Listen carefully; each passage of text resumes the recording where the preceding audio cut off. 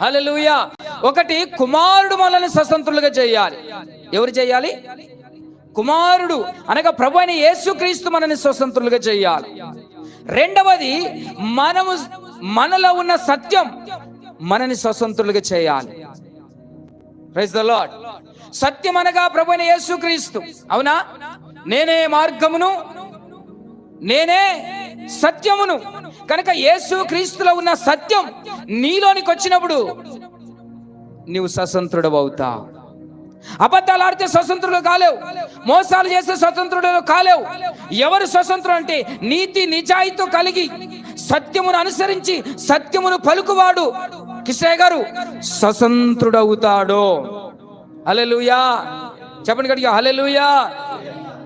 ఒకరోజు ఉదయం 6 గంటల నుంచి రాత్రి 10 గంటల వరకు ఎన్ని అబద్ధాలు ఆడుతున్నావో, ఎన్ని మోసం మాటలు చెప్తున్నావో, అబద్ధాలు ఆడిన వానికి స్వతంత్రత లేదు. కానీ ఎవరిలో సత్యం ఉంటుందో, ప్రభు అయిన యేసుక్రీస్తు యొక్క సత్యం ఉంటుందో ఏంటండి, వాళ్ళు నిజంగా ప్రభు దగ్గర స్వతంత్రత పొందిన వాళ్ళు. దేవునికి మహిమ కలుగును గాక. చెప్పండి గట్టిగా హల్లెలూయా, హల్లెలూయా. ఏది సత్యం అంటే ప్రభు అయిన యేసుక్రీస్తు సత్యమే సత్యం. ఆమేన్. అర్థమైందా? ప్రభు అయిన యేసుక్రీస్తే సత్యం.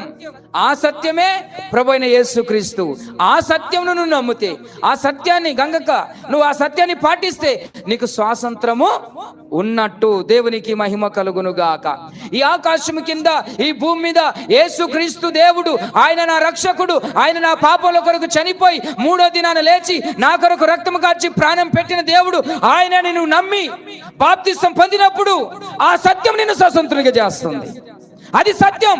యేసయ్య నీ కోసం చనిపోయాడనే సత్యం. కిషయ్య గారు, యేసయ్య చనిపోయి నీ కోసం, రక్తం కార్చాడు నీ కోసం, ప్రాణం పెట్టా నీ కోసం. ఇది నమ్మి నీ పాపం ఒప్పుకుంటే నువ్వు స్వతంత్రుడు, లేకపోతే నువ్వు బానిసవే. ఎంతమంది బానిసలు ఉన్నారు ఇక్కడ? కనుక సత్యము, నా ప్రభులో ఉన్న సత్యం నేను స్వతంత్రునిగా చేస్తుంది. ఆ సత్యాన్ని నువ్వు గ్రహించుదువుగా.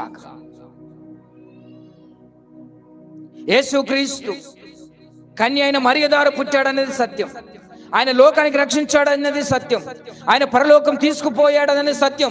ఈ సత్యమును నువ్వు నమ్మితే నువ్వు స్వతంత్రురాలు అవుతావు అనే సంగతిని దేవుడు గుర్తు చేస్తున్నాడు.